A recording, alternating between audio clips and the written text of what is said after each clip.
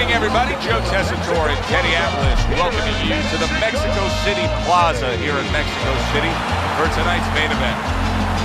12 rounds in the welterweight division.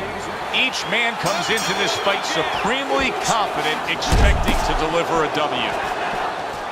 He's showing what a skilled fighter he is with the counterpunching. Well, the old timers used to say when you're calm in there, when you're controlling there, you can make him do what you want. He made him tie his shoelaces right there. Ortiz is missing the mark by a mile. That just was nowhere to be found. Teddy, what advice would you give to a power puncher like we have here going up against a fighter who may not be as conditioned and as ready to go the full distance? Well, of course, the temptation is you're a power puncher, you're going to get right to him, and he's a guy that's not going to be around later on. But don't get over anxious. Set up your power shots.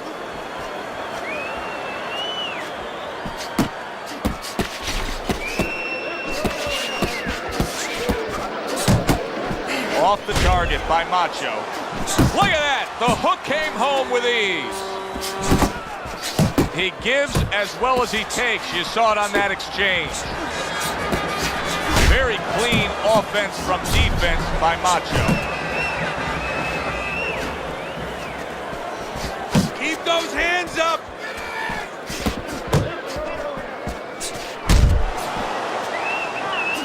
Nice strike after catching one by Macho.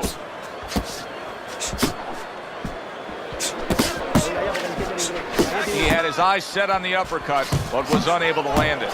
Red-hot action to open up this fight. Both men throwing, both men landing. It's been a long time since I've seen something like this. I think it was in a film library, watching Hammer and Hank. The great Henry Armstrong never took a step backwards, kept going forward.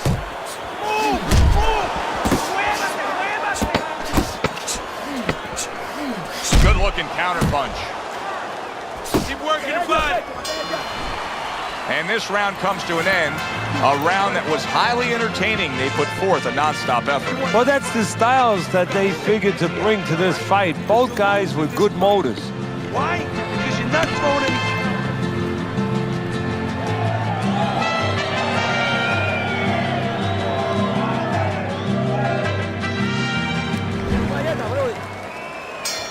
Here we go. Round 2 is underway.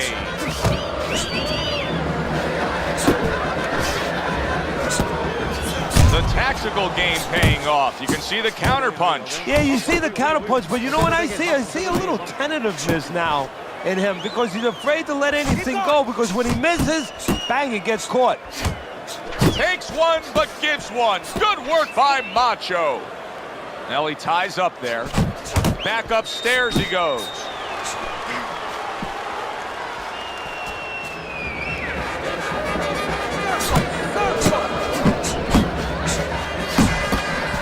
Comes right back at him with a left hand. Ortiz has got to deal with a cut cheek. Very nice defensive guard there. 90 seconds to go here in this round. Able to land the hook to the head. Macho's way off the mark. That punch didn't have a chance.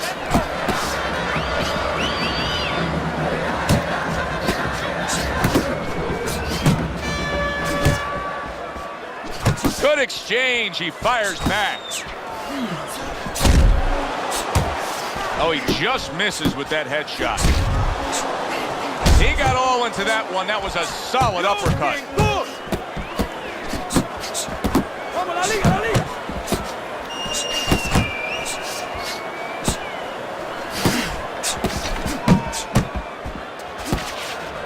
Wow, look at that, trading shots.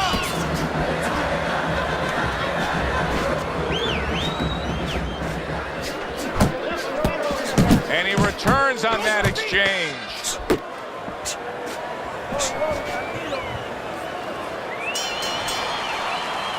Ortiz is going with a quality that I think is very underrated in boxing, and that is to be judicious, to really think about when, how, and make the most of each thing you're doing. His punch rate, very, very effective in terms of his percentage landed. Yeah, he's throwing educated punches. You know, he's not wasting anything.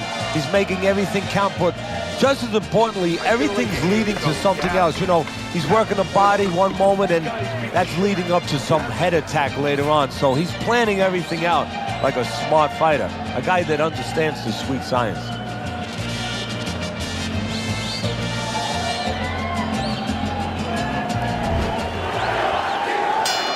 And round number 3 is underway.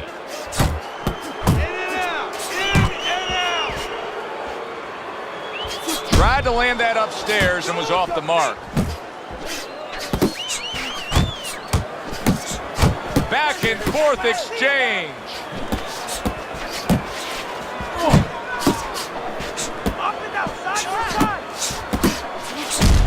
That's great stuff. He fires one right back after taking one. Gotta love the work by Macho. Each man able to land an uppercut. Good combination punching out of him here. Yeah, exactly. It's kind of like a musical, except right now, I don't think his opponent likes the tone of it. Not able to land the uppercut. That's it.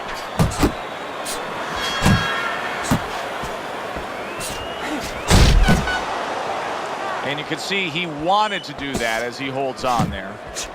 And coming upon the halfway mark of this 3-minute round, Ortiz's punch didn't come close. Pulls the trigger right away with the left hand after getting tagged himself. Little volume punching to the body there. Now hugging on the inside. In and out. In and out.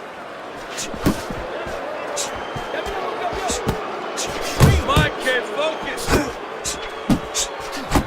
That worked out really well, throwing off the right hand after getting tagged like that. Ortiz is showing you a little defensive skill there, able to move away from that punch.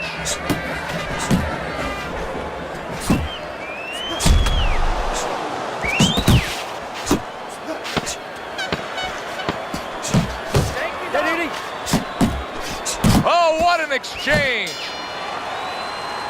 And that's the end of round 3. Come on. This is it. You gotta make it a fight now. You can't just move around. You gotta move your hands again. All right, let's go. You need to cover up more, okay?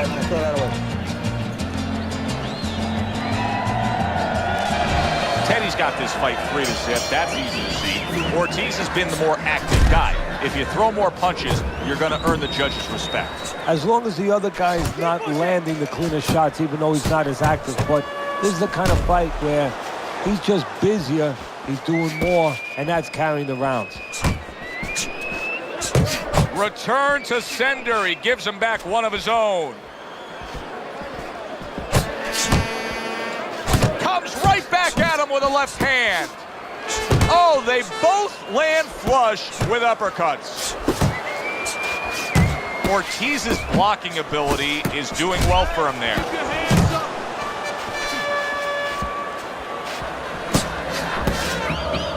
And just grabbing onto his opponent.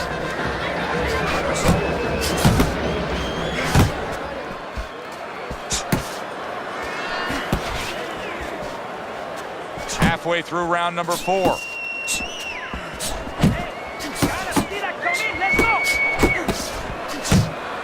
And now a well-placed hook to the head. Good defense upstairs to stay away from that offensive assault.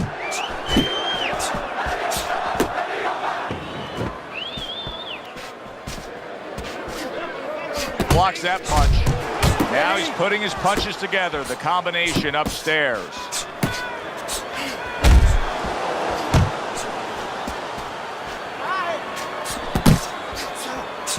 Takes one to give one. He comes back with a right hand. Move those feet.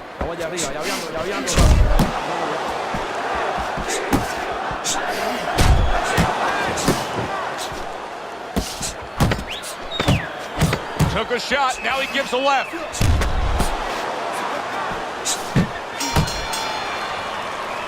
And that's the end of round 4. Ortiz's corner has to keep him calm. That's the kind of cut that can send a fighter into fits. Yeah, and a corner man into using crazy glue instead of adrenaline. I mean, That is a scary cut, as you just said. Round number 5 has arrived. Not able to land the headshot. I would assume there has to come a point in this fight where he has to make the commitment to throw the power punches. It's hard to envision a way he's going to win this fight without going down that road. He doesn't have the confidence to do it. I don't know if he's mentally strong enough to do it. I think he's worried about throwing hard at the guy because maybe in his mind that means the guy will throw hard back at him. Ortiz is making for a tough target there. He gets away from that punch.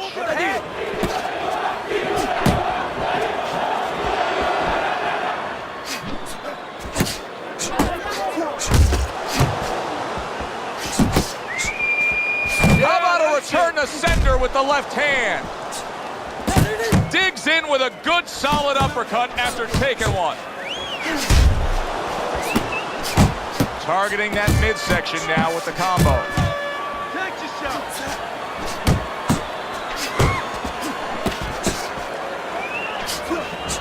Oh, and he returns fire with a left hand. He's working the body. What a great job. He gave one right back in return. Nice work by Macho. Hey, let's go.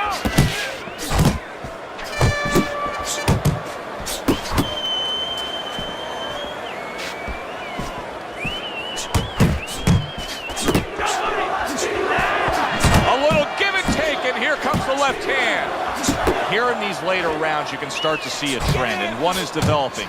He cannot get away from that left hand. Now listen, when you throw your punches, it's not enough just to chuck them out there. You gotta throw them from the right distance. He's throwing them from a little too close, where he's vulnerable, as you said, to that left hand. And round 5 comes to an end. Ortiz's ability to get to his man paid off well there. He damaged him in that round. You have to take a risk. Keep your hands up, right? You have to keep your hands up.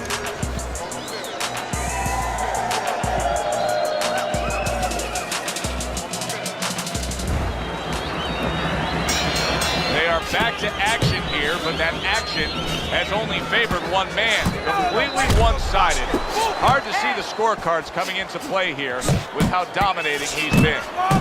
Not what he was looking for. That's a miss right there by Macho. Ortiz is doing what every trainer wants to see their fighter do. Land punches in bunches. The combination lands.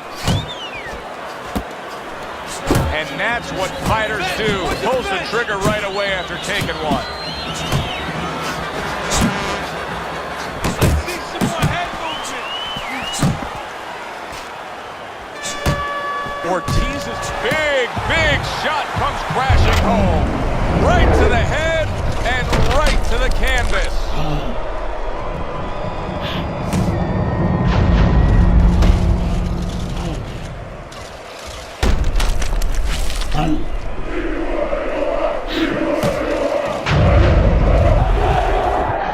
One, 2, 3, 4, 5, 6, 7. Ortiz's climb back up from the canvas may inspire him. Now his opponent got away from that uppercut. So far tonight, he was being completely outworked, but now we see him being more the aggressor. Oh, it was starting to get a little late.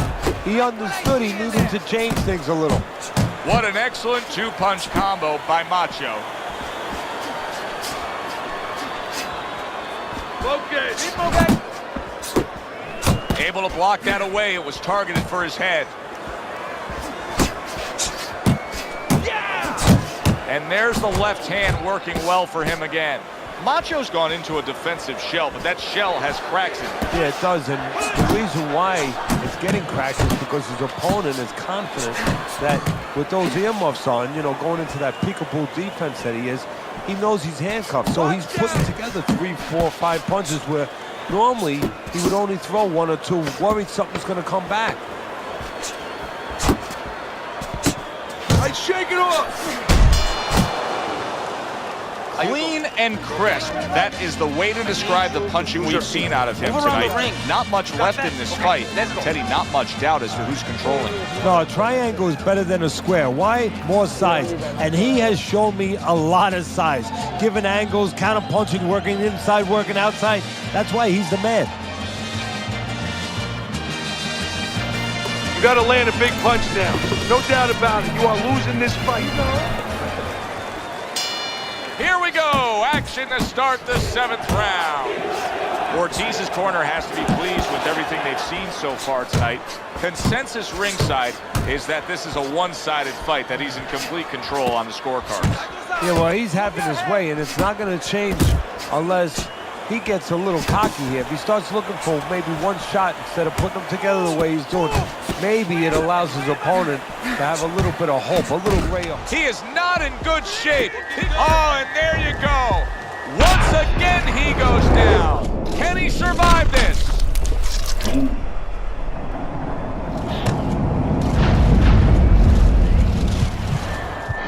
One, 2, 3, 4, 5, 6, 7, 8, 9, 10. Fight is over. A knockout. Unable to beat the count of 10. For the official word, let's send it up to the ring.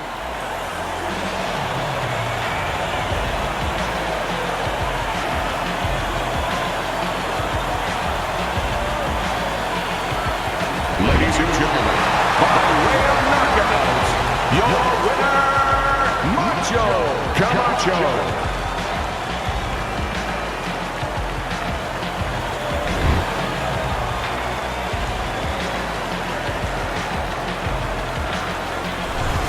You know, Teddy, not long ago when we put up your scorecard on the screen, I noticed somebody from his corner looking up at the big Jumbotron here in the arena. They knew he was losing this fight. Yeah, but that's smart use